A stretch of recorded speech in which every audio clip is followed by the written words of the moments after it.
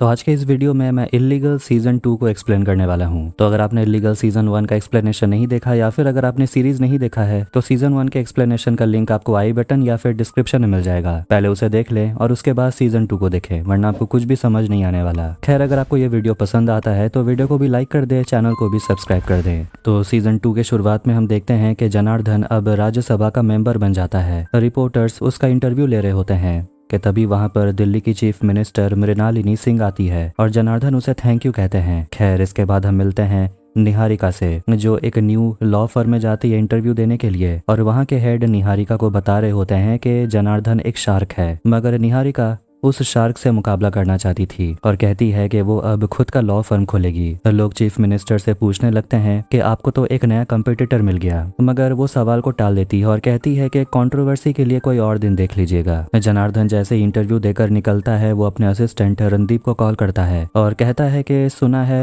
निहारिका कुछ करने वाली है, पता लगाओ और सब कुछ बंद करवा दो। कहानी जाती है 6 महीने के बाद और हम एक फैशन इवेंट होता हुआ देखते हैं जिसे स्टंप नाम की कंपनी ऑर्गेनाइज कर रही होती है। वहां पर बहुत सारे इन्फ्लुएंसर्स आए हुए थे। पार्टी बहुत बड़ी है तो वहां पर बड़े बड़े लोग भी आए थे। साथ में वहां पर निहारिका, अक्षय भी होते हैं। पार्टी में स्टंप कंपनी का एक आदमी भी आया था जिसका नाम प्रशांत है और वो निहारिका से बातें करने लगता है और उसे मीटिंग के लिए अपने कंपनी में बुलाता है। निहारिका अक्षय को देखकर बिल्कुल भी खुश नहीं थी क्योंकि दोनों का लास्ट में झगड़ा हुआ था और दोनों अलग हो गए थे। प्रशांत अक्षय को निहारिका से मिलाता है और कहता है कि ये भी तुम्हारी तरह एक लॉयर है। अक्षय ताना मारने लगता है कि ये बहुत अच्छी लॉयर है, बहुत पॉपुलर है और ये जिसके लिए भी लड़ती है लास्ट में उसी के खिलाफ हो जाती है और उसे ही जेल में डाल देती है। निहारिका गुस्सा हो जाती है और अक्षय के पीछे पीछे जेंट्स वॉशरूम में चली जाती है और उसे धमकाने लगती है और कहती है कि मुझसे दूर रहो, और ये कहने के लिए वो खुद उसके पास आई। खैर, पार्टी खत्म होने के बाद सभी लोग चले जाते हैं और अक्षय अपने दोस्त नीरज से मिलने के लिए जेल जाता है, जिसने वर्तिका का रेप किया था। इसी वजह से वो सजा काट रहा है, मगर वो काफी गुस्से में था और कहता है कि मैं निहारिका को भूलूंगा नहीं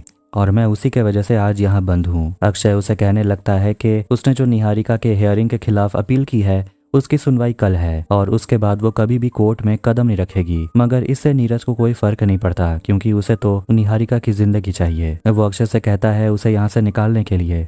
अक्षय उसे वादा करता है कि वो उसे जेल से जरूर निकालेगा। फिर हम एक इन्फ्लुएंसर नताशा को देखते हैं जो उसी पार्टी में गई हुई थी और वो उस पार्टी में निहारिका से मिली थी और उसका नंबर वो सेव कर लेती है। निहारिका और उसकी फ्लैटमेट सू आपस में बात कर रहे होते हैं और निहारिका कल होने वाले हियरिंग को लेकर टेंशन में थी। यहाँ ये भी पता चलता है कि निहारिका और पुनीत ने मिलकर अपना एक लॉ फर्म खोला है और निहारिका के पापा मिस्टर शेखावत अब इस दुनिया में नहीं है।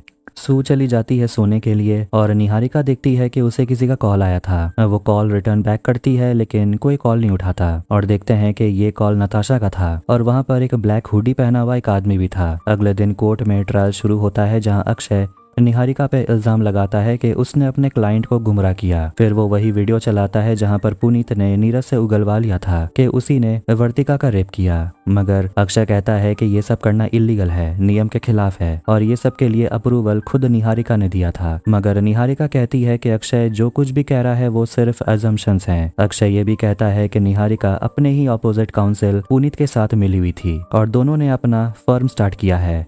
अब ऐसे ही दोनों में झगड़ा होते रहता है और आखिर में बार काउंसिल मेंबर ये फैसला सुनाते हैं कि जो कुछ भी हुआ उसे लेकर कोई पुख्ता सबूत है नहीं, इसलिए वो लोग निहारिका को बस वार्निंग देकर छोड़ देते हैं और अगर दोबारा वो इस तरीके से कुछ भी इल्लीगल हरकत करती है तो काउंसिल मेंबर की नजर निहारिका पर हमेशा बनी रहेगी। बाहर आकर अक्षय उसे कहता है कि आज तुम बच गई, हमेशा नहीं बचोगी। इसके बाद वो पुनीत से जाकर मिलती है और वो काफी खुश थी कि इतने कम समय में कितना कुछ हो गया है। उन्होंने अपना लॉ फर्म खोल लिया और उनकी एक बहुत ही स्ट्रॉन्ग टीम भी है। वो लोग ऑफिस में आते हैं और वहाँ सभी लोग निहारिका के लिए बहुत खुश थे क्योंकि फैसला कम से कम उनके फेवर में तो आया और वहाँ उसकी माँ भी आती है जिसे देखकर निहारिका बहुत खुश हो गई थी। दूसरी तरफ जनार्दन के ऑफिस में देखते हैं कि जनार्दन अब पॉलिटिक्स में एंटर कर चुका था, इसलिए वो अब अपने लॉ फर्म की रिस्पॉन्सिबिलिटी अपने बेटे को सौंप देता है और उसका सेकेंड इन कमांड होगा एसके। लेकिन शायद एसके इस बात से खुश नहीं था। निहारिका सोचने लगती है कि जब अक्षय और जनार्दन के पास उसके खिलाफ कोई सबूत था ही नहीं तो वो कोर्ट गए क्यों थे।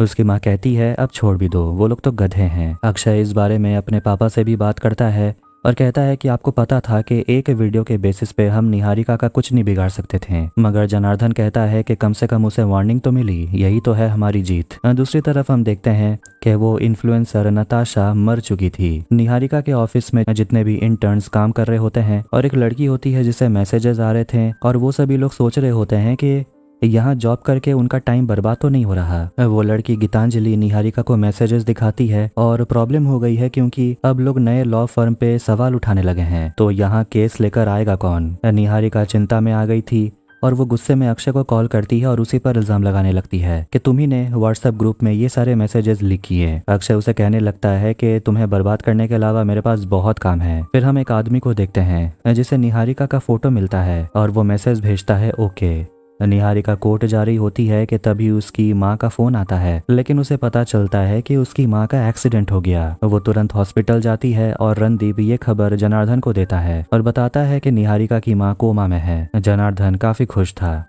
निहारिका बिल्कुल टूट चुकी थी और वो अपनी दोस्त सू से बात करती है जो भी एक थेरेपिस्ट है, और वो निहारिका को समझाती है कि तेरी माँ ठीक हो जाएगी, चिंता मत कर। निहारिका सोचती है कि उसे अपने काम पे लौट जाना चाहिए, कम से कम वो डिस्ट्रैक्ट तो रहेगी। जनार्दन खबर सुनता है कि चीफ मिनिस्टर मृणालिनी एक बहुत बड़े बिजनेसमैन अशोक सिन्हा के साथ 1200 करोड़ का डील करती है। जनार्दन रणदीप से निहारिका के लॉ फर्म का अपडेट के बारे में पूछता है तो वो बताता है कि उनके पास फिलहाल सिर्फ 2 केसेस हैं, एक ज्वेलरी शॉप का जहां पर 2 भाइयों के बीच झगड़ा हो गया, और एक एनजीओ का जिनका लाइसेंस कैंसिल हो गया है। जनार्दन सोचने लगता है कि ये सब कैसे केसेस हैं, इतने छोटे केसेस, और वो चली है मुझसे टक्कर लेने। निहारिका के ऑफिस में सभी लोग बात कर रहे होते हैं स्टॉकिंग के बारे में, और इसके लिए कोई सजा भी नहीं होती, तो वो सोचते हैं कि इसके लिए कोई तो पनिशमेंट होनी चाहिए। फिर वहां पर भास्कर नाम का आदमी आता है जो उसी लॉ फर्म में काम करता है, और वो पुनीत से बात करता है और बताता है कि हम लोग फाइनेंशियल क्राइसिस से गुजर रहे हैं, और वैसे भी इतने एक्सपेंसिव जगह में ये ऑफिस लेने की क्या जरूरत थी। पुनीत कहता है कि अगर क्लाइंट्स को अट्रैक्ट करना है तो करना पड़ता है। फिर वहां पर निहारिका आती है और बताती है कि उसकी माँ की हालत नहीं सुधर रही। पुनीत उससे बात करता है और कहता है कि तुम्हें स्टंप के साथ वो मीटिंग के लिए सोचना चाहिए, अगर तुमने उनके साथ डील क्रैक कर लिया तो समझो हमारे पैसों की सारी प्रॉब्लम सॉल्व हो जाएगी। निहारिका स्टंप कंपनी के ऑफिस पहुंचती है मीटिंग के लिए,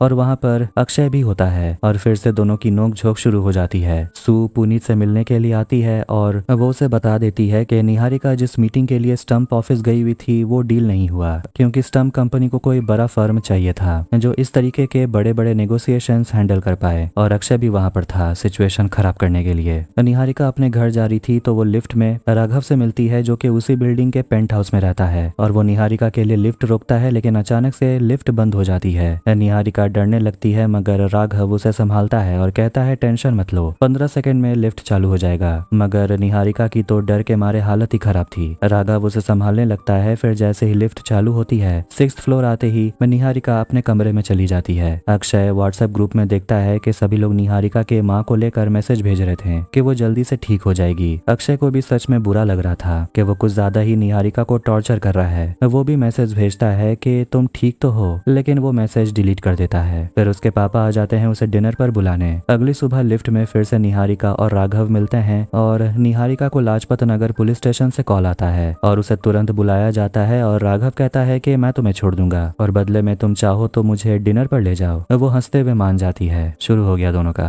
खैर पुलिस स्टेशन में निहारिका से नताशा के बारे में पूछा जाता है तो वो बताती है कि वो उसे पार्टी में दिखी तो थी और उसने मेरा फोन नंबर भी लिया था, लेकिन मुझे नहीं पता कि वो सच में मुझे कॉल करेगी। ऑफिसर बताते हैं कि उसके फोन में लास्ट नंबर आपका ही था और अब उसका मर्डर हो गया। वो निहारिका से पूछते हैं कि नताशा का कोई बॉयफ्रेंड था क्या। इस तरह की लड़की के बॉयफ्रेंड्स तो होते ही हैं। निहारिका पूछती है किस तरह की लड़की, आपका मतलब क्या है। ऑफिसर कहते हैं यही जो छोटे छोटे कपड़े पहनती है, रात भर पार्टी करती है। निहारिका गुस्सा हो जाती है और कहती है तो इसका मतलब क्या है कि उन लड़की का मर्डर हो जाना चाहिए। अब इसके बाद जैसे ही निहारिका वहां से निकलती है एक ब्लैक हुडी पहना हुआ आदमी उसके पीछे ही आ रहा था कि वो आगे चला जाता है और निहारिका डर जाती है, लेकिन वो लड़का फिर से निहारिका का पीछा करने लगता है। जनार्दन के घर में उसकी बहू देविका उसे खाना खिला रही थी और वो उसका मनपसंद चिकन और मीठा बनाई थी, जिस पर जनार्दन काफी इम्प्रेस हो जाता है और पूछने लगता है कि जरूर तुम्हें कुछ चाहिए होगा। वैसे चिंता मत करो, मैं निहारिका को अक्षय के आसपास दिखने भी नहीं दूंगा। देविका कहती है उस लड़की की चिंता मुझे नहीं है, मुझे आपके कंपनी में जगह चाहिए, हम तीनों मिलकर इस कंपनी को चला सकते हैं। देविका कहती है कि वो स्टंप कंपनी के डील को आराम से क्रैक कर सकती है क्योंकि उस कंपनी की CEO देविका की फ्रेंड है। अक्षय को अपॉइंटमेंट लेकर जाना पड़ेगा, लेकिन मुझे तो बस एक फ़ोन कॉल लगाना है और काम हो जाएगा। अगले दिन अक्षय और जनार्दन को पता चलता है कि स्टंप जैसा बड़ा कंपनी अब उनके लॉ फर्म का क्लाइंट बन गया है और यही तो वो लोग चाहते थे, मगर ये काम देविका ने किया था और अक्षय को लगता है कि ये उसकी वजह से हुआ। निहारिका को उसके ऑफिस में काम करने वाला एक इंटर्न साहिब बताता है कि उसका भाई निश्चल प्रॉब्लम में है। वो एक बहुत बड़े बिजनेसमैन शरद गोयनका के साथ काम करता था, जो बहुत बड़ा आदमी है और उसने हाल ही में अपने कुछ लग्जरी होटल्स में इन्वेस्ट किए थे और अब शरद गायब है और उसके नए होटल चेन का CFO उसका भाई निश्चल है। गोयनका का कोई आता पता नहीं और अब सारे एम्प्लॉयज घबराए हुए हैं क्योंकि उन्हें कई महीनों से सैलरी भी नहीं मिली। अगर मीडिया को ये सब कुछ पता चला तो उसका भाई निश्चल फंस जाएगा, इसलिए वो निहारिका से मदद मांगता है और वो कहती है कि फिलहाल मैं फ्री केसेस लेने में इंटरेस्टेड नहीं हूँ, मगर साहिब कहता है कि इस केस को डेफिनेटली मीडिया अटेंशन मिलेगा और ऐसे केसेस की हमें अभी जरूरत है। देविका अपने और अक्षय के बीच सब कुछ ठीक करना चाहती थी और वो वापस अपने घर आ जाना चाहती है, इसीलिए वो अक्षय को रिझाने लगती है, मगर अक्षय दोबारा से इस सब के लिए तैयार नहीं था। पुनीत निहारिका को आकर बताता है कि उनके हाथ से दोनों क्लाइंट्स निकल गए, NGO वाला भी और ज्वेलर वाला भी, और ऐसा करने वाला शायद जनार्दन है। फिर साहिब आकर बताता है कि उसका भाई निश्चल निहारिका से मिलना चाहता है। वो दोनों एक रेस्टोरेंट पहुंचते हैं जहां निश्चल से वो लोग मिलने वाले थे, मगर वहां पर निश्चल नहीं था। साहिब उसे कॉल करता है मगर वो कॉल नहीं उठाता और एक वर्कर उसे एक एनवलप देती है जिसमें एक पेन ड्राइव होता है। जब अक्षय डिनर कर रहा होता है तभी उसे फोन आता है और पता चलता है कि उसके दोस्त नीरज पर अटैक हुआ था। वो तुरंत हॉस्पिटल पहुंचता है और पुलिस ऑफिसर्स को डांटने लगता है कि आप लोगों को पैसे किस चीज के लिए मिलते हैं। पुलिस कहते हैं कि जिंदा बच गया ना, वही बहुत है, बलात्कार किया था इसने। फिर वो अपने दोस्त नीरज से जाकर मिलता है और उसी हॉस्पिटल में निहारिका भी होती है जो अपनी माँ को देखने के लिए आई थी और वहाँ पर मिसेस मुखर्जी आती है जो निहारिका को खाना देती है और कहती है कि तुम भी खुद का ध्यान रखो, और वो निहारिका को बताती है कि उस दिन हुआ क्या था। निहारिका की माँ निहारिका वाला कोट पहनकर गाड़ी चला रही थी और जैसे एक दूसरी गाड़ी निहारिका की माँ की गाड़ी को ठोकने के लिए आ रही थी, जैसे कि ये जानबूझकर किया गया हो। नीरज अक्षय से बात नहीं करना चाहता था और उसे हॉस्पिटल में निहारिका दिखती है तो वो उसे बात करने आता है, मगर निहारिका उस पर पहले से ही गुस्सा थी। मगर अक्षय निहारिका को सॉरी कहने के लिए आया था, मगर निहारिका कहने लगती है कि तुम्हें अब पता चला मेरी माँ के बारे में, तुम्हें तो बस खुशी मिलती है मुझे ऐसे सिचुएशन में देखकर, तुमने सारी इन्फॉर्मेशन लीक कर दी, मेरा रेप्यूटेशन मेरा करियर सब खतरे में आ गया है, तुम्हारे डैड ने मेरे सारे केसेस छीन लिए, टारगेट मेरी मॉम नहीं मैं थी, मेरी मॉम ने तुम लोगों का क्या बिगाड़ा है। और वो गुस्से में कह देती है कि अगर मेरी माँ को कुछ हो गया तो मैं तुम्हें और तुम्हारे पिता को नहीं छोड़ूंगी। वो उसे जाने को बोलती है और जैसे ही वो अपने घर आती है तो पार्किंग लॉट में ब्लैक हुडी पहना हुआ एक आदमी उसका पीछा करने लगता है। निहारिका सुबह सुबह जॉगिंग पर जाने के लिए तैयार हो रही होती है और वो टीवी पर न्यूज सुनती है जहां पर चीफ मिनिस्टर मृणालिनी नताशा को जस्टिस दिलाने को लेकर बात कर रही थी और वो कहती है कि ये हेल बॉय स्टॉकर जो भी है इसे हम ढूंढ के रहेंगे जिसने नताशा का मर्डर किया। निहारिका बाहर जॉगिंग करने के लिए निकलती है कि तभी उसके बगल से गाड़ी निकलती है जिससे वो बहुत डर गई थी। अगले दिन नीरज की हियरिंग होनी थी, इसके लिए अक्षय कहता है कि अभी अभी उस पर हमला हुआ है, बाहर आएगा तो शायद कोई और अटैक हो जाए, इसलिए अभी हियरिंग करना सही नहीं होगा। वो अपने पापा से कहता है कोई मदद करने, पर वो कहते हैं कि मृणालिनी अभी वुमेन एम्पावरमेंट की बात कर रही है और अगर मैं किसी रेपिस्ट की मदद करने के लिए आगे बढ़ूंगा तो मेरा ही इमेज खराब हो जाएगा। अक्षय गुस्सा हो जाता है और उसे ऐसा लगता है कि जरूर निहारिका की माँ का एक्सीडेंट भी उसके पापा ने करवाया, जिससे जनार्दन भी भड़क जाता है और अपने बेटे के बात को मान जाता है कि वो नीरज की हियरिंग की तारीख आगे बढ़ा देगा। अब हम देखते हैं पुनीत और सू को जो एक दूसरे के साथ रिलेशनशिप में है और वो लोग भी टीवी में नताशा वाली न्यूज को देख रहे थे। फिर निहारिका वहां पर आती है और वो आज जल्दी ऑफिस जा रही थी और वो बताने लगती है कि आज वो जॉगिंग करने के लिए निकली थी तो एक गाड़ी फुल स्पीड से उसके बगल से गुजरी और उसे लगा कोई उसे मारना चाहता है। वो कहने लगती है कि मेरी मॉम का जब एक्सीडेंट हुआ तो वो मेरा कोट पहनी हुई थी और उसे हॉस्पिटल में अक्षय मिला था और उसने उसे बोल दिया कि ये सब कुछ जनार्दन ने किया है। पुनीत उसे कहता है कि जनार्दन को भूल जाओ। इतने में वहां पर राघव आ जाता है और निहारिका उसी के साथ ऑफिस के लिए निकलती है। ऑफिस जाते वक्त राघव निहारिका से पूछता है कि तुम और पुनीत एक साथ कब से हो, तो वो स्माइल करते हुए कहती है कि हम दोनों सिर्फ एक साथ काम करते हैं। इसके बाद वो ऑफिस चली जाती है, लेकिन फिर वही ब्लैक हुडी पहना हुआ आदमी उसका पीछा कर रहा था। ऑफिस में साहिब निहारिका से बात करता है और कहता है कि उसका भाई कहीं गायब हो गया है और उसे पेन ड्राइव से बहुत कुछ पता चला। उसे ये पता चला कि गोयनका का होटल चेन कर्जे में डूबा हुआ था। लेकिन फिर भी निश्चल की मदद से गोयनका और लोन उठाने लगा और उसने उन पैसों को अपने किसी दूसरे शेल कंपनी में इन्वेस्ट किया। जब निश्चल को इस बारे में पता चला तो वो काफी गुस्सा हो गया था। पुलिस इन्वेस्टिगेशन शुरू हो गई है और गोयनका गायब हो गया है और फंसेगा साहेब का भाई निश्चल। इसलिए वो निहारिका से मदद मांगता है। चीफ मिनिस्टर को किसी का कॉल आता है जिससे वो डांट के कहती है कि मुझे दोबारा कॉल मत करना। ये कौन था ये बाद में पता चल जाएगा। निहारिका से एक लड़का मिलने के लिए आता है और वो जानता है कि नताशा की मौत कैसे हुई और इसीलिए उसे एक लॉयर चाहिए। उस लड़के का नाम है हेल बॉय। निहारिका शॉक हो जाती है मगर वो कहता है कि न्यूज में जो दिखाया जा रहा है वो गलत है, इसलिए मुझे आपकी मदद चाहिए। अक्षय काफी खुश था क्योंकि उन्हें स्टंप कंपनी की तरफ से पहला काम मिला था जिसके लिए वो लोग काफी एक्साइटेड थे। तभी जनार्दन वहां पर देविका को लेकर आता है और अपने कंपनी का COO बना देता है। अक्षय इस सब से खुश नहीं था कि हमारे कंपनी में तो ऐसा कोई डेजिग्नेशन है भी नहीं। जनार्दन कहता है कि ये कंपनी मेरा है। अक्षय कहता है कि स्टंप का केस हैंडल करने में मुझे किसी की मदद नहीं चाहिए, मगर जनार्दन उसे कहता है देखते हैं। अक्षय अपने पापा से बात करने उनके ऑफिस पहुंच जाता है और वो काफी गुस्से में था कि उसके पापा उसके पर्सनल और प्रोफेशनल लाइफ दोनों को मिक्सअप करने की कोशिश कर रहे हैं। जनार्दन कहता है कि देविका का बहुत एक्सपीरियंस है और वो हमारे कंपनी के लिए फायदा भी होगा। हेल बॉय जिसका नाम जिग्नेश है,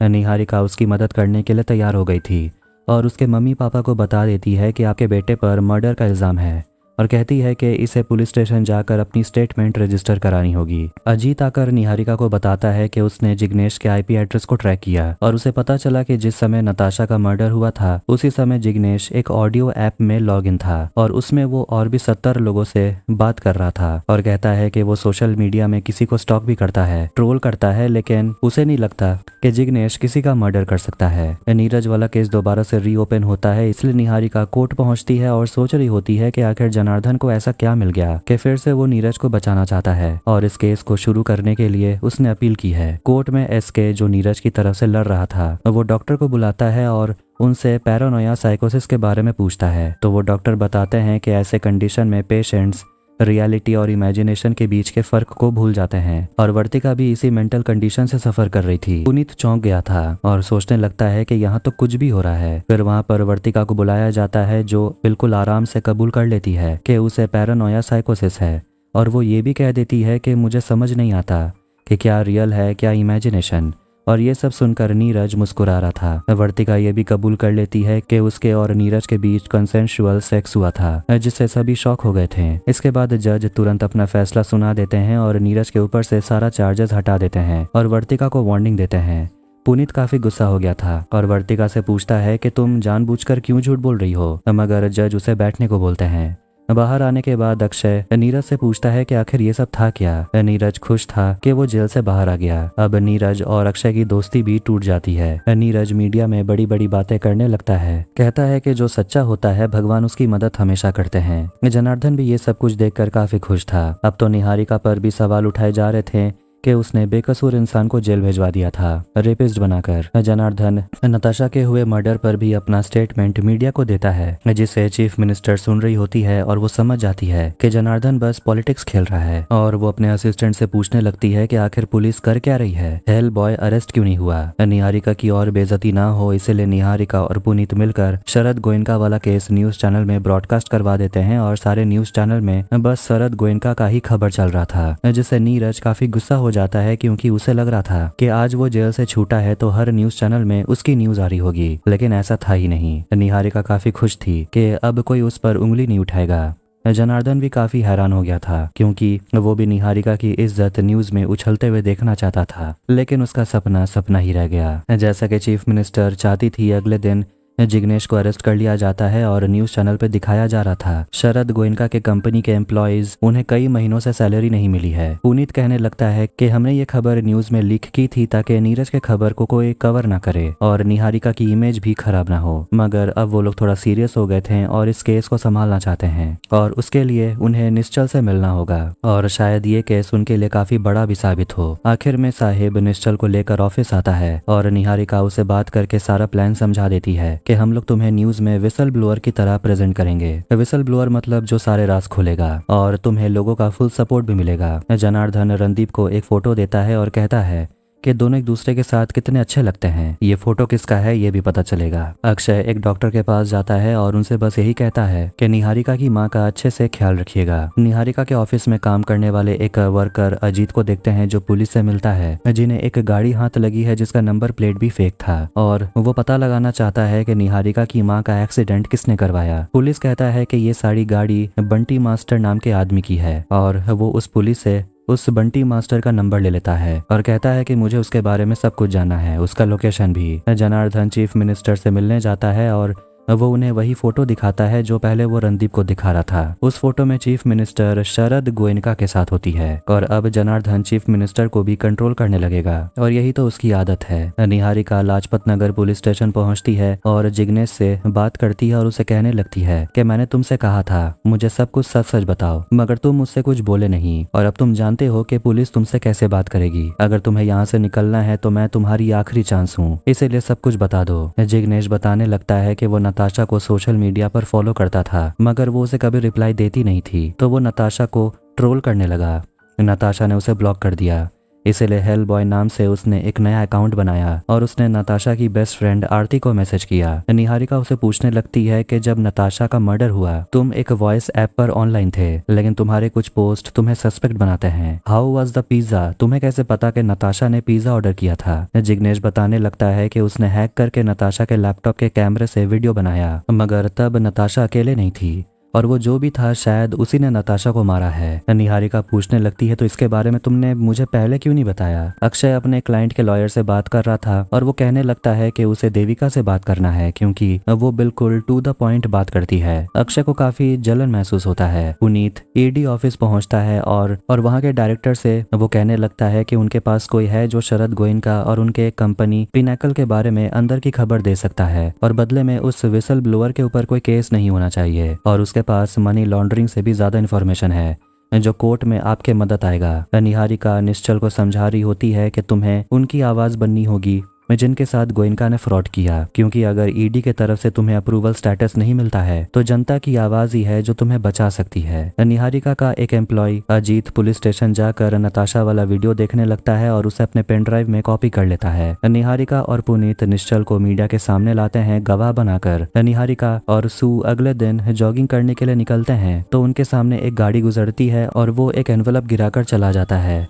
अंदर में उन्हें शरद गोयनका का एक फोटो मिलता है, वही फोटो जो चीफ मिनिस्टर को दिया गया था, मगर इसमें सिर्फ आधा फोटो है। वो लोग सोचने लगते हैं कि अगर गोयनका देश छोड़कर नहीं गया तो अभी वो होगा कहाँ और वो किसके साथ है। निहारिका के ऑफिस के बाहर पिनाकल कंपनी के एक्स एम्प्लॉय लोगों की भीड़ लगी हुई थी और कल हुए प्रेस कॉन्फ्रेंस के बाद से फोन आना बंद नहीं हो रहे हैं, वेबसाइट भी क्रैश हो गया। निहारिका की बात मानकर पुनीत सभी लोगों से कहता है कि उन लोगों को अंदर बुलाओ और उनकी एफिडेविट तैयार करो। निहारिका पुनीत को थैंक यू कहती है सभी की मदद करने के लिए, मगर पुनीत कहता है कि हमारे पास इतने लोगों के लिए पैसे नहीं है, ना ही इतनी बड़ी टीम है। निहारिका मीडिया से बात करते हुए कह रही होती है कि उनकी कंपनी नहीं है, लेकिन फिर भी वो पूरी कोशिश करेगी कि कंपनी के सारे एम्प्लॉयज को जस्टिस मिले और उनका एक डोनेशन वाला लिंक है जो जल्दी लाइव हो जाएगा और वो चाहती है कि सभी लोग उसमें डोनेट करें ताकि लोगों को जस्टिस मिले। अक्षय ये सब कुछ सुन रहा था, तभी देविका आती है और वो लैपटॉप बंद कर देता है, मगर वो जानती है कि अक्षय निहारिका का ही वीडियो देख रहा था।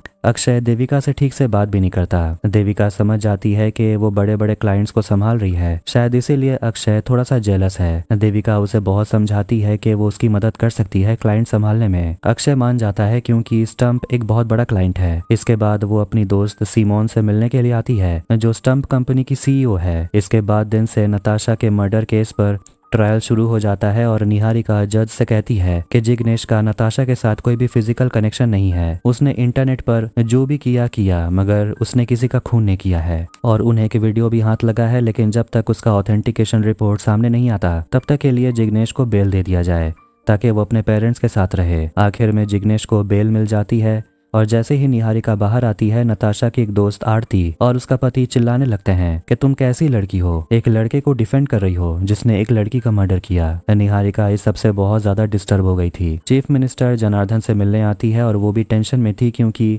निहारिका के पास विसल ब्लोअर है जो शरद गोयनका के खिलाफ कुछ भी उगल सकता है, मगर जनार्दन कहता है कि आप टेंशन मत लीजिए, वो फोटो सिर्फ मेरे पास है। तब न्यूज में भी वही फोटो दिखाया जाता है जो निहारिका को मिला और यह भी बताया जाता है कि 3 दिन पहले शरद इसी देश में था और निहारिका विसल ब्लोअर की लॉयर है। निहारिका चैनल पे बात करते हुए कहती है कि हमें आधी फोटो मिली है और उसमें एक गाड़ी के नंबर प्लेट में आधा नंबर लिखा हुआ था। अगर पूरा नंबर दिख जाता तो पता चल जाता ये गाड़ी किसकी है। ये सबसे चीफ मिनिस्टर बहुत डर गई थी। पुनीत निहारिका से कहता है कि ये सब करना थोड़ा डेंजरस हो सकता है। निहारिका कहती है बहुत हो गया, रूल्स के साथ चलना। रात के समय अक्षय और देविका डिनर करने के लिए पहुंचते हैं और उसी रेस्टोरेंट में निहारिका राघव के साथ आती है डिनर करने और उनकी सीट बिल्कुल आमने सामने ही होती है क्योंकि बाकी सारे टेबल्स फुल होते हैं। वहाँ सभी लोग आपस में बात कर ही रहे होते हैं कि अक्षय को एसके का कॉल आता है और बताता है कि दिल्ली हाई कोर्ट में एक PIL फाइल हुआ है क्योंकि स्टंप कंपनी गैम्बलिंग ऐप को प्रमोट करती है। अक्षय गुस्सा हो जाता है और कहता है कि अगर ये कंट्रोवर्सी मीडिया में चली गई तो कंपनी की फंडिंग चली जाएगी और इसका असर उनके डील पर पड़ेगा। सीमोन देविका को कॉल करती है और देविका कहती है कि शायद अक्षय को भी PIL के बारे में पता चल गया। अक्षय निहारिका से मिलता है मगर निहारिका उसे बात करना नहीं चाहती थी। अक्षय उसे पूछता है कि मैं बस तुम्हारी मॉम के बारे में पूछ रहा था, तो निहारिका उसे कह देती है कि सब कुछ ठीक है, बस तुम मेरे लाइफ से दूर रहो। मीडिया कॉन्फ्रेंस के बाद निहारिका मीडिया वर्ल्ड में छा जाती है। दूसरी तरफ जिग्नेश खुद ट्रोल हो रहा होता है और लोग उसे खूनी, स्टॉकर सब कुछ बुला रहे थे। निहारिका भी ये सब कुछ देख रही होती है और वो राघव से बात करते हुए कहती है कि मुझे पता था कि लोग कुछ सही तो नहीं कहेंगे लेकिन लोग इतने अब्यूजिव होंगे, मुझे नहीं पता था। बैंगलोर में निहारिका को एलमनाई ऑफ द ईयर का अवार्ड मिलने वाला था जिसके लिए राघव भी कहता है वो भी उसके साथ जाएगा क्योंकि किसी को तो उस मोमेंट का वीडियो बनाना होगा। वो भी स्माइल करके मान जाती है लेकिन तभी उसे न्यूज मिलती है कि जिग्नेश ने अपने साथ कुछ गलत करने की कोशिश की। वो तुरंत हॉस्पिटल पहुंचती है और वो रो रहा होता है। निहारिका उसे समझा रही होती है कि इंटरनेट तुम्हारी लाइफ नहीं है, वहाँ जो भी लोग लिखते हैं उसे तुम अपनी लाइफ के डिसीजंस नहीं ले सकते।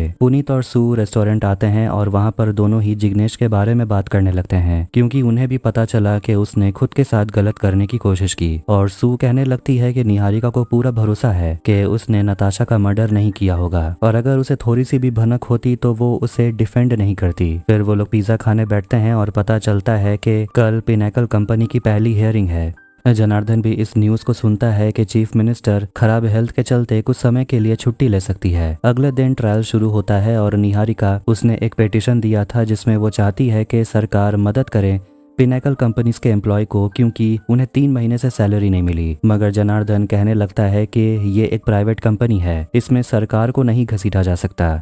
इसीलिए जज ये कह देते हैं कि एम्प्लॉइज को अपने कंपनी के खिलाफ केस करना चाहिए, ना कि सरकार के खिलाफ। चीफ मिनिस्टर को देखते हैं जो शरद गोयनका के साथ होती है और वो उसे कह रही होती है कि तुम्हें देखकर मुझे पहले से ही पता था कि तुम्हें बिजनेस करना आता नहीं है। मैं पागल थी जो तुम्हारे कंपनी में इन्वेस्ट की। शरद उसे कहता है कि उसे कहीं श्रीलंका या फिर कोई और देश में भेज देने के लिए। मृणालिनी मना करती है तो वो कहने लगता है कि ये मत भूलिए कि इस सिचुएशन में मैं आपके वजह से फंसा हूँ, अगर मैं डूबा तो आपको लेकर डूबूंगा। इसलिए मृणालिनी उसे कहती है कि गुड़गांव में एक बंद फैक्ट्री है, तुम फिलहाल के लिए वहां जाकर छुप सकते हो। मीडिया का टेंशन हटते ही मैं तुम्हें इंडिया से निकालने की प्लानिंग करूंगी। निहारिका सोच रही होती है कि आज ट्रायल में खुद जनार्दन क्यों आया था, वो तो पॉलिटिक्स में एंटर कर चुका है। पुनीत कहता है शायद वो तुम्हें मिस कर रहा होगा। शाम के 6 बजे निहारिका का बेंगलुरु जाने का फ्लाइट था लेकिन वो सोच रही होती है कि वो अपनी माँ को छोड़कर कैसे जाएगी। पुनीत उसे कहता है कि वो यहाँ उसकी माँ का ख्याल रखेगा। दूसरी तरफ अजीत को बंटी मास्टर का पता चलता है और वो उसे उसका फोटो भी मिल जाता है। निहारिका बैंगलोर पहुंचकर राघव को अपने घर लाती है और वहां वो अपने पुराने मेमोरीज याद कर रही थी। फिर दोनों एक दूसरे के साथ कुछ ज्यादा ही फ्लर्ट करने लगते हैं। निहारिका अपने कॉलेज पहुंचती है जहां उसे best alumni of the year का अवार्ड मिलना था मगर वहां अवार्ड देने के लिए जनार्दन को बुलाया जाता है जिससे निहारिका भी शॉक हो गई थी कि ये आदमी यहाँ भी पहुंच गया। इसके बाद निहारिका को अवार्ड लेने के लिए बुलाया जाता है और उसे जनार्दन अवार्ड देता है और वहाँ थोड़ी बहुत उनके बीच नोक-झोंक हो जाती है। जनार्दन उसे कहता है कि एक छोटी लड़की को भेड़िए के साथ उलझना नहीं चाहिए, तुम्हें कुछ हो जाएगा। निहारिका कहती है मगर उस कहानी में भेड़िया का सिर कट जाता है। जनार्दन कहता है कि लड़की को बचाने के लिए उसका बाप आता है मगर जिसका कोई बाप है ही नहीं उसे थोड़ा बच के रहना चाहिए। निहारिका के पास बोलने को कुछ नहीं था और वो घबराने लगती है और वहां से चली जाती है। घर पे आकर वो राघव से कहने लगती है कि जनार्दन साये की तरह मेरे पीछे पड़ा हुआ है और आज मुझे अवार्ड मिला लेकिन फिर भी उसने मुझे बहुत छोटा फील कराया। वो मेरी कभी इज्जत नहीं करता। रात के समय निहारिका के घर में कोई आता है और एक लिफाफा देकर जाता है और उस लिफाफे में जो आधा फोटो मिला था उसका बाकी का आधा फोटो था, मतलब कि उसमें चीफ मिनिस्टर होती है और निहारिका समझ जाती है कि चीफ मिनिस्टर गोयनका को बचाने की कोशिश कर रही है और शायद इसीलिए गोयनका का केस संभालने के लिए खुद जनार्दन आया था। सिमोन से दोस्ती होने की वजह से देविका काम बहुत अच्छे से संभाल रही होती है और वो अक्षय से कह रही होती है कि मीटिंग फिक्स हो गई है और तुम कम से कम मुझे थैंक यू तो बोल सकते हो, मगर अक्षय उसे सुनाने लगता है कि तुम सिर्फ बात करती हो, थोड़ा काम भी किया करो। खैर, अब इसके बाद वो लोग मीटिंग करने के लिए रेस्टोरेंट में जाते हैं और वो लोग सिमोन से मिलते हैं। उनकी कंपनी स्टम्प के खिलाफ PIL फाइल किया गया है क्योंकि ये आरोप लगाया गया है कि उनकी company gambling betting apps promote करती है। इसलिए वो अक्षय से कहती है कि हमें पता है तुम्हारी कंपनी के बहुत डीप कनेक्शंस हैं, इसलिए हमें तुम पर भरोसा है। मीटिंग हो जाने के बाद अक्षय वहां से चला जाता है, दोनों दोस्तों को बातें करने के लिए छोड़ देता है, लेकिन वो अभी भी अंदर ही अंदर अपनी पत्नी से जल रहा था। खैर, इसके बाद अगली सुबह निहारिका और राघव दिल्ली वापस आ जाते हैं और उन्हें एयरपोर्ट पे जनार्दन मिल जाता है जो कहने लगता है कि कल जो तुमने कॉलेज में किया उसे मैं भूल जाऊंगा, लेकिन जो तुमने कोर्ट में किया वो मुझे काफी पसंद आया। निहारिका पूछती है इतने लो प्रोफाइल केस के लिए आप खुद कोर्ट क्यों आए? जनार्दन कहता है कि तुम्हें अब तक तो सब कुछ पता चल ही गया होगा, उम्मीद करता हूँ, और वो वहां से चला जाता है। निहारिका को लगने लगता है कहीं जनार्दन ने ही उसे चीफ मिनिस्टर के फोटोज तो नहीं भिजवाए। राघव कहता है कि वो तुम्हें हेल्प क्यों करेगा। निहारिका समझ जाती है कि लोग उसे मैड लॉयर बुलाते हैं क्योंकि वो अपने क्लाइंट को बचाने के लिए किसी भी हद तक जा सकती है। जनार्दन जानता है कि निहारिका चीफ मिनिस्टर को एक्सपोज करने के लिए किसी भी हद तक जाएगी और उसके बाद जनार्दन खुद चीफ मिनिस्टर बन जाएगा। इसीलिए वो ठान लेती है कि वो जनार्दन को भी उसी के भाषा में जवाब देगी। फिर हम देखते हैं कि सू का एक्सीडेंट हो जाता है, लेकिन ये आखिर हुआ कैसे? इसके लिए हम जाते हैं 48 घंटे पहले। सू अपने घर पर ही होती है कि तभी उसे किसी का फोन आता है, लेकिन दूसरी तरफ से कोई आवाज नहीं आता। तभी घर की बिजली भी चली जाती है। फिर वो अपने दरवाजे पर किसी को देखती है जिससे वो डर जाती है। वो पुनीत को कॉल करने लगती है मगर वो फोन नहीं उठाता। फिर आखिर में वहां पर निहारिका आ जाती है और सू राहत की सांस लेती है। आखिर में वहां पुनीत भी पहुंच जाता है और सू उन दोनों को बताने लगती है कि उसके दरवाजे पर कोई तो था जो ब्लैक हुडी पहना हुआ था। निहारिका को अजीत का फोन आता है और उसे कहता है कि उसे नताशा के बारे में कुछ पता चला है। अगले सुबह ऑफिस में अजीत उसे नताशा का एक फोटो दिखाता है जो 3 साल पहले पोस्ट हुआ था। निहारिका को ये सब बहुत अजीब लगता है क्योंकि ये सब कुछ निहारिका के पर्सनैलिटी से सूट नहीं करता। वो अपना फोटो कभी भी प्राइवेट नहीं रखती। वो सोचने लगती है क्या वो नताशा की दोस्त आरती से बात कर सकती है। अजय कहता है कि वो तो यही मान बैठी है कि उसकी दोस्त को हेल बॉय ने मारा है। फिर अजीत उसे हेल बॉय का 2 प्रोफाइल दिखाता है, एक जिग्नेश का है और दूसरा किसी और का, और दूसरे वाले में डबल वाई है, B और डबल वाई, मतलब कि एक नाम से 2 लोग हैं। निहारिका सोचती है तो फिर इस बारे में इस सोशल मीडिया वेबसाइट ने हमें क्यों नहीं बताया। फिर हम उसी वेबसाइट वाले ऑफिस को देखते हैं। वहां पर लोग बात कर रहे होते हैं कि नताशा के मरने के बाद उनके वेबसाइट में एंगेजमेंट 42% बढ़ गया है। अजीत एक और अजीब बात बताता है और कहता है कि जब से उसने नताशा के प्रोफाइल को देखा है उसके टाइमलाइन में नताशा का फ्रेंड रिक्वेस्ट हमेशा आते रहता है, जैसे कि ये वेबसाइट चाहती है कि मैं उसे स्टॉक करूं। चीफ मिनिस्टर और जनार्दन खाने पर मिलते हैं और वो फिर से चीफ मिनिस्टर को ब्लैकमेल करने लगता है और कहता है कि मैं आपकी मदद करना चाहता हूं और मैं आपके केस को कोर्ट में संभाल भी लूंगा। मृणालिनी बताने लगती है कि शरद उसे मिलने के लिए आया था और वो काफी गुस्से में था और वो किसी को भी फंसा सकता है। जनार्दन उसे पूछता है कि अभी वो है कहाँ। चीफ मिनिस्टर कहती है पता नहीं। जनार्दन उनसे कहते हैं कि उसे हमें कस्टडी में लेना होगा वरना वो सब कुछ मीडिया में उगल देगा। इसलिए मृणालिनी बता देती है कि वो शहर के बाहर एक बंद पड़े फैक्ट्री में है। निहारिका राघव से बात करती है जो ऐसे सोशल मीडिया वेबसाइट्स का एक्सपर्ट है और वो उसे पूछने लगती है कि ये वेबसाइट काम कैसे करती है। तो वो सारी बात बताता है और निहारिका समझ जाती है कि ऐसे में तो यूजर्स के सारी इन्फॉर्मेशन कलेक्ट किए जाते हैं। राघव कहता है इसे डाटा माइनिंग कहते हैं। खैर, अब इसके बाद वो लोग स्टम्प के बारे में बात करते हैं जिसके खिलाफ PIL फाइल हुआ है। निहारिका कहने लगती है कि वो अक्षय संभालेगा। राघव पूछता है कि तुम्हें बड़ा अक्षय पर भरोसा है। निहारिका कहती है ऐसी बात नहीं है, मैं भी गई थी अपना पिच देने के लिए उनके कंपनी में, लेकिन डील अक्षय को मिल गई। अगले दिन अजीत निहारिका को कॉल करके उसे कहता है न्यूज़ देखने और पता चलता है कि नताशा को आरती का पति रजत ने मारा है और रजत ही है दूसरा हेल बॉय और जिग्नेश सच में इनोसेंट था। निहारिका राहत की सांस लेती है और वो काफी खुश थी कि वो गलत नहीं थी। निहारिका और सभी लोग ऑफिस में निश्चल से बातें कर रहे थे कि तभी उन्हें पता चलता है कि निश्चल को सीबीआई की तरफ से समन भेजा गया है। और इसके बाद पुनीत चला जाता है क्योंकि आज वो सू के साथ डेट पर जाने वाला था। निहारिका किसी को फोन करके बोलती है कि मुझे एक साइबर एक्सपर्ट चाहिए। फिर उसे किसी का कॉल आता है और ये शरद गोयनका था जो निहारिका से मिलना चाहता है। निहारिका जैसे ही बताए हुए पते पर पहुंचती है तो शरद गोयनका मर चुका था। फिर वो पुलिस को फोन करके वहां पर बुलाती है, लेकिन पुलिस तो उसे ही प्राइम सस्पेक्ट बना देती है। वो तुरंत पुनीत को कॉल करती है और उसे बता देती है कि गोयनका मर चुका है। पुनीत भी उसे बता देता है कि सू का एक्सीडेंट हुआ और उसका हाथ टूट गया है। निहारिका चौंक जाती है और अब निहारिका के पीछे मीडिया पड़ जाती है और पूछने लगते हैं कि आखिर निहारिका और गोयनका एक दूसरे के साथ कौन सी मीटिंग कर रहे थे। और ये सब जनार्दन नहीं करवाया था क्योंकि वो निहारिका को फंसाना चाहता था, ये दिखा करके कि निहारिका एक क्रिमिनल के साथ मिली हुई है। और वो रणदीप से कहता है कि जाकर माहौल को और थोड़ा सा गर्म कर दो और बार काउंसिल भी बैठाओ। घर पर पुनीत निहारिका पर चिल्ला रहा होता है कि आखिर वो क्यों गई अकेले गोयनका से मिलने। निहारिका कहने लगती है कि तुम तो बाहर चले गए थे और उसने कॉल किया था और कहा कि उसके पास कुछ फाइनेंशियल डॉक्यूमेंट्स हैं, कुछ प्रूफ्स हैं। पुनीत कहने लगता है कि तुम्हें समझ आना चाहिए था ये ट्रैप है और अब कभी भी बार काउंसिल से तुम्हें फोन आ जाएगा क्योंकि उनकी नजर तुम पर है, तुम्हें पता होना चाहिए था। अक्षय भी निहारिका वाले न्यूज को देखता है और अगली सुबह ऑफिस में जितने एम्प्लॉयज का केस निहारिका लड़ रही थी वो सभी निहारिका पर इल्जाम लगाने लगते हैं कि वो खुद गोयनका से मिली हुई है और वो बस पब्लिसिटी पाने के लिए उनका केस लड़ रही है। निहारिका उनसे कहने लगती है कि मुझे खुद गोयनका ने कॉल किया था, मुझे लगा कि उनके पास कोई प्रूफ है, लेकिन मुझे पुलिस को पहले फोन करना चाहिए था। और उसकी मौत के बाद ये तो पता चल गया है कि इन सब के पीछे कुछ पावरफुल लोग हैं और इसीलिए उनसे लड़ना आसान नहीं होगा। मैंने आपका विश्वास तोड़ा है, इसीलिए अब पुनीत आपका केस लड़ेगा। लेकिन उन लोगों को निहारिका पर भरोसा है क्योंकि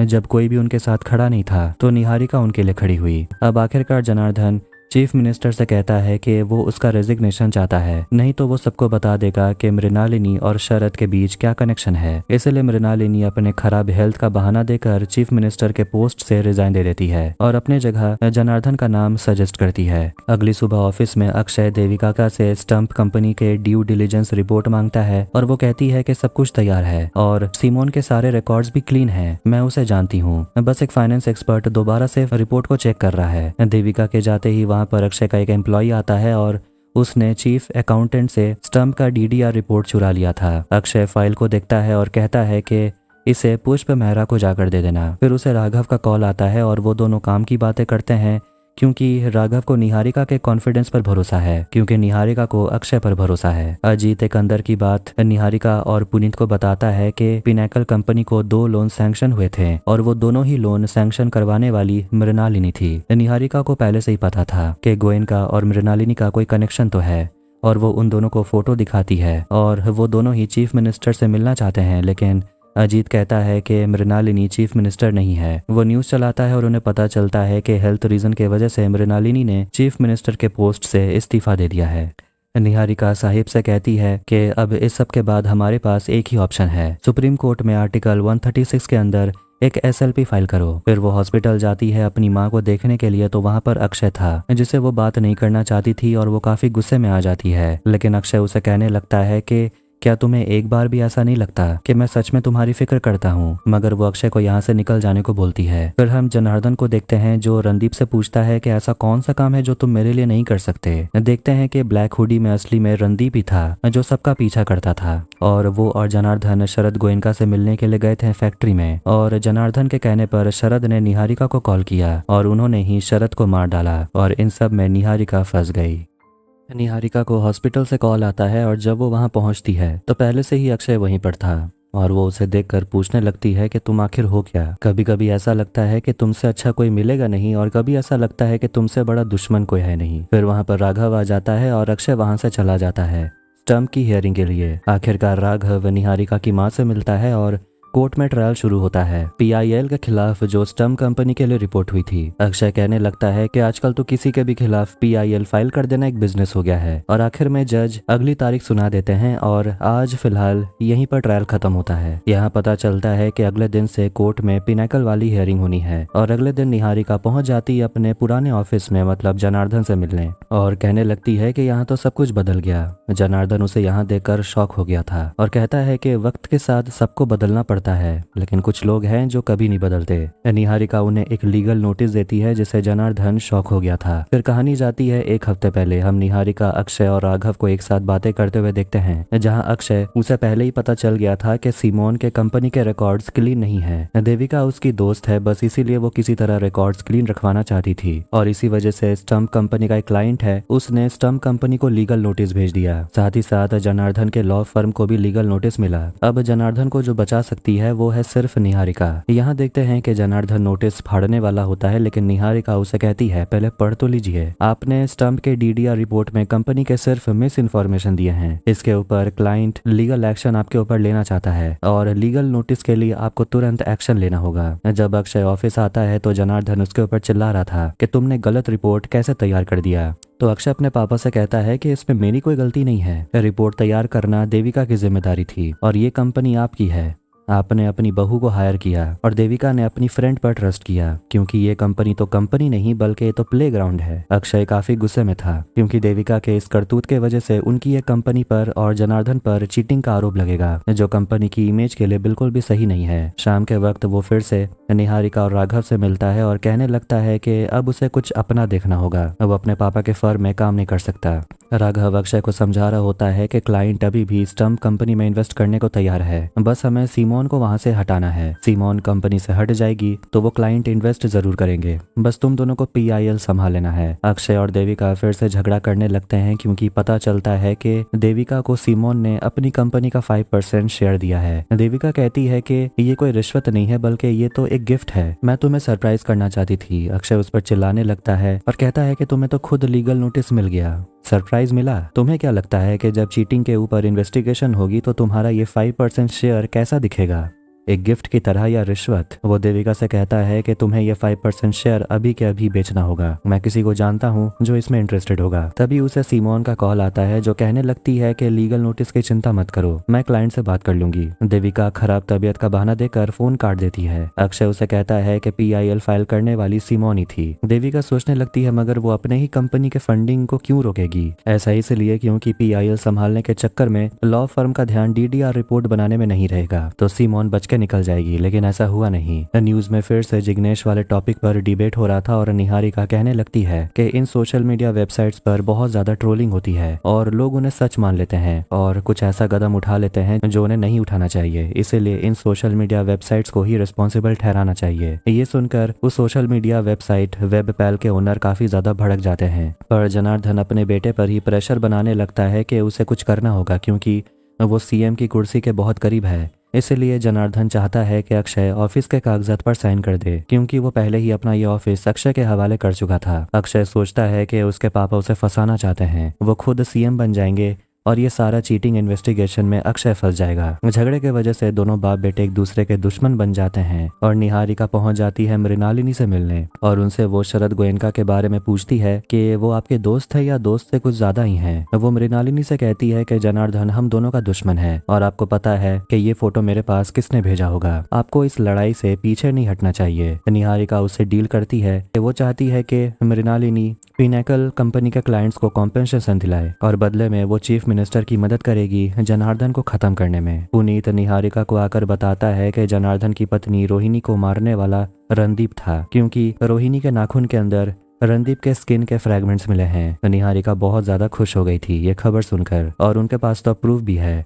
और यही प्रूफ वो मृणालिनी को जाकर दिखा देती है, जिसे देखकर वो भी ज्यादा खुश हो गई थी कि अब उसके पास भी जनार्दन के खिलाफ अब एक बहुत बड़ा सबूत है। देविका 5% शेयर सेल कर देती है। इसके बाद अक्षय उसे डिवोर्स पेपर पर साइन करने को बोलता है। देविका हैरान हो जाती और कहती है कि वो ऐसा नहीं करेगी, वो अपने और अक्षय के रिलेशनशिप पर गिव अप नहीं करेगी। अगले दिन निहारिका, अक्षय, राघव वो तीनों जाकर सिमोन और उसके लॉयर से मिलते हैं और यहाँ राघव उसे शॉक कर देता है क्योंकि उसके पास सारे इन्वेस्टर्स की एग्रीमेंट है और वो सारे शेयर खरीदना चाहता है क्योंकि उसके पास 49% इक्विटी है। मगर सिमोन कहती है कि ऐसा करना इम्पॉसिबल है क्योंकि 5% शेयर मैंने कहीं सेफ डिपॉजिट में करके रखा है। वो सभी लोग मुस्कुरा रहे होते हैं और सिमोन को एक और जोर का झटका लगने वाला था और वो लोग उसे डॉक्यूमेंट पढ़ने को बोलते हैं, जिससे सिमोन को झटका लग जाता है कि जो 5% शेयर वो देविका को दी थी वो देविका ने खुद राघव को बेच दिया है। राघव के पास अब 54% शेयर है और वो पूरा 100% खरीदना चाहता है। सिमोन हैरान हो गई थी और वो लोग सिमोन को बताते हैं कि तुम तो अरेस्ट हो जाओगी क्योंकि तुमने अपने कंपनी के फाइनेंस में जो झोल करके रखा है, कोई भी चाह कर भी तुम्हारे कंपनी में इन्वेस्ट नहीं करेगा और कोई तो चाहिए जो इस कंपनी को संभाले। सिमोन गुस्से में उठकर वहां से चली जाती है और लॉयर कहती है कि मुझे ये डॉक्यूमेंट स्टडी करने में थोड़ा समय लगेगा। अक्षय काफी खुश हो जाता है क्योंकि उन लोगों की यहाँ पर भी जीत हुई। राघव उसे कहता है कि अपने पापा से बात करके गैम्बलिंग को लीगलाइज करवा लो क्योंकि ये कभी न कभी तो होगा ही, इससे पहले कि जनार्दन चीफ मिनिस्टर बन जाएं। पार्टी प्रेसिडेंट जनार्दन से कहते हैं कि अगर आपको चीफ मिनिस्टर बनना है तो आपको ये पिनाकल वाला केस जीतना ही होगा। अगली सुबह निहारिका को पता चलता है कि अक्षय अपने ही पापा जनार्दन को अपने कंपनी से निकाल चुका है। मृणालिनी निहारिका को मैसेज करती है कि जनार्दन के खिलाफ उन्हें पिनाकल केस में एक विटनेस मिला है। निहारिका काफी खुश हो जाती है क्योंकि जनार्दन अब चारों तरफ से घिर चुका था। अब वो दिन आ जाता है जब पिनाकल केस की हियरिंग होनी थी और सरकार को रिप्रेजेंट कर रहे होते हैं जनार्दन जेटली और पिनाकल के एम्प्लॉयज की तरफ से ये केस निहारिका लड़ने वाली है। ट्रायल शुरू होता है और फिर से जनार्दन और निहारिका एक दूसरे से लड़ने लगते हैं और यहाँ निहारिका अपना एक विटनेस बुलाने वाली थी जिसका नाम है देवनाथ भट्ट, जो इंडियन नेशनल बैंक के साउथ एक्सटेंशन ब्रांच का मैनेजर है। उन्होंने शरद गोयनका का लोन सैंक्शन कर दिया था और वो एक डॉक्यूमेंट जज को देती है जिससे भी पता चलता है कि भट्ट अपने इनकम से ज्यादा ही खर्चा करता था। देवनाथ भट्ट जानता था कि शरद गोयनका डिफॉल्टर है लेकिन फिर भी देवनाथ ने उसे दूसरा लोन दिया। तो आखिर भट्ट और गोयनका के करप्शन का भुगतान कंपनी के एम्प्लॉयज क्यों करेंगे? अब इतना सारा नया इन्फॉर्मेशन सामने आया था तो जज कहते हैं कि हमें 1 घंटे का ब्रेक चाहिए, उसके बाद हम फैसला सुनाएंगे। निहारिका मृणालिनी को मैसेज करती है जिसके बाद वो चली जाती है एम्प्लॉय से मिलने के लिए जो भूख हड़ताल पर बैठे हुए थे और वो उन्हें अपना सपोर्ट देते हुए कहती है कि वो उनके साथ है और बैंक को क्लियरेंस मिलने से पहले एम्प्लॉयज को उनका पैसा मिलना चाहिए। पार्टी की एमएलए जनार्दन को कॉल करके कहती है कि चीफ मिनिस्टर फिर से न्यूज में आ गई है और वो लोगों के बीच काफी पॉपुलर भी हो रही है। अगर पिनाकल कंपनी जीत भी गई तो भी इन्वेस्टर पार्टी फंड खाली नहीं होने देंगे। इसके बाद जनार्दन मृणालिनी को कॉल करके उसे काफी डांटने लगता है और कहता है कि मुझे लगा आप अपने घर पर आराम कर रही होंगी लेकिन आप तो सारे न्यूज चैनल पर छाई हुई हैं और आप उस 2 टके की लॉयर के साथ भी मिल रही हैं। आप अभी पावर में नहीं हैं, कम से कम अच्छे लोगों के साथ तो रहिए। खैर, अब 1 घंटे के बाद कोर्ट के जज फैसला सुनाते हैं और ये कहते हैं कि पिनाकल कंपनी, देवनाथ भट्ट और शरद गोयनका सभी गिल्टी हैं और उनके एसेट को लिक्विडेट होने के बाद ही सारे एम्प्लॉयज को उनकी सैलरी दे दी जाएगी। निहारिका बहुत खुश हो गई थी और वो मीडिया के सामने भी खुशखबरी बता देती है कि फैसला एम्प्लॉयज के हक में आया है। जनार्दन खुश तो नहीं था क्योंकि वो हार गया और वो निहारिका से कह देता है कि इतने समय से मेरे हाथ बंधे हुए थे लेकिन अब मैं चीफ मिनिस्टर बनने वाला हूँ तो तुम्हारे अच्छे दिन खत्म। अक्षय अपने पापा से कह देता है कि वो इस घर को छोड़कर जा रहा है। जनार्दन रणदीप को कॉल करता है और बता देता है कि निहारिका को रोहिणी की ऑटोप्सी रिपोर्ट मिल गई है। दूसरी तरफ एक और ट्रायल शुरू हो जाता है जिसमें सोशल मीडिया वेबसाइट वेबपैल केस कर देते हैं ये प्रूफ करने के लिए कि उनके ऊपर जो एलिगेशंस लगे हैं वो झूठे हैं। वेबपैल वेबसाइट की तरफ से लॉयर कहने लगते हैं कि ये वेबसाइट सिर्फ एक जरिया है, उसमें यूजर क्या लिखते हैं उसके वजह से वेबसाइट के ओनर को लीगली चार्ज करना सही नहीं है। मगर निहारिका वेबसाइट के एल्गोरिदम पर ही सवाल उठाने लगती है और कहने लगती है कि जब भी इन वेबसाइट वालों को पता था कि उनके यहाँ पर किस तरीके के मिस इन्फॉर्मेशन स्प्रेड हो रहे हैं तो उन्हें जल्द ही एक्शन लेना चाहिए था, लेकिन उन लोगों ने कुछ भी नहीं किया। एल्गोरिदम के हिसाब से आप जो भी देखते हैं उस तरह की इन्फॉर्मेशन आपको और दिखाई जाती है। अगर आप किसी के प्रोफाइल को देखते हैं तो उसके फोटोज वीडियोज आपके टाइमलाइन में पॉपअप होते रहते हैं।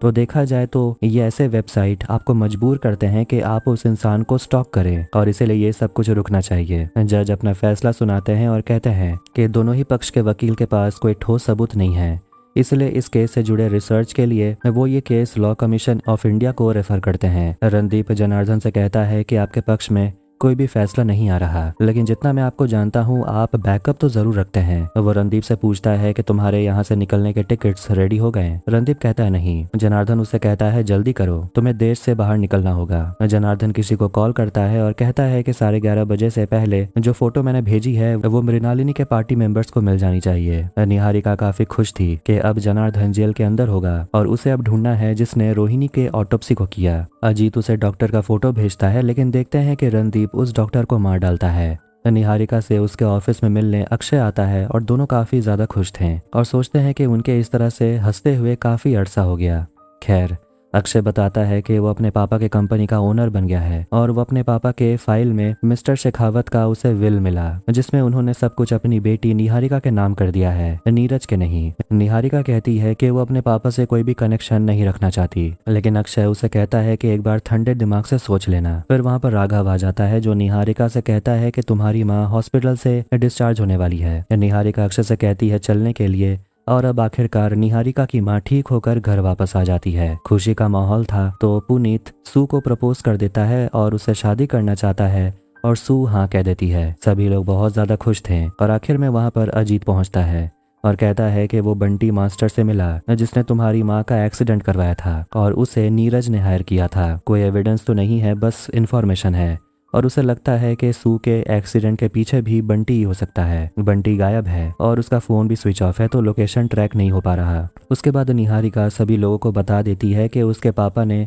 उसे अपनी सारी जायदाद दे दी है और इसीलिए वो अपने पापा के सारे प्रॉपर्टीज को लेकर नीरज को सड़क पे लाना चाहती है। अगले दिन निहारिका न्यूज पर सुन रही होती है कि अब कुछ ही समय में फैसला आ जाएगा कि चीफ मिनिस्टर कौन बनेगा, जनार्दन या मृणालिनी। खैर अब इसके बाद निहारिका पहुंच जाती है अपने पुराने ऑफिस मतलब के अक्षय से मिलने और अक्षय उसे वहां देखकर काफी खुश था और वो निहारिका से कहता है वापस लौट आने, मगर निहारिका कहती है बहुत समय के बाद सब कुछ अच्छा हो रहा है, हम जहाँ हैं वहीं हमें रहना चाहिए। निहारिका वहां से चली जाती है और अक्षय को सोशल मीडिया वेबसाइट वेबपैल कंपनी से रोहन का फोन आता है और बताता है कि उनके खिलाफ निहारिका ने केस फाइल कर दिया है और वो चाहता है कि उनके लिए अक्षय लड़े क्योंकि अक्षय निहारिका को अच्छे से जानता है। मृणालिनी जैसे ही पार्टी प्रेसिडेंट से मिलने आती है तो वो देखती है कि जनार्दन उसके और गोयनका वाला तस्वीर पार्टी प्रेसिडेंट को पहले ही दिखा चुका था। भांडा फूटने पर वो कहने लगती है कि पिनेकल कंपनी के पैसे मैंने पार्टी फंड में डाले हैं, अगर मैं डूबी तो सबको लेकर डूबूंगी। जिसके बाद जनार्दन और मृणालिनी बस एक दूसरे पर इल्जाम लगाते रहते हैं तो पार्टी प्रेसिडेंट उन्हें चिल्लाकर रोकते हैं और कहते हैं कि तुम दोनों बच्चों की तरह क्या लड़ रहे हो, अंदर की बात बाहर नहीं जानी चाहिए,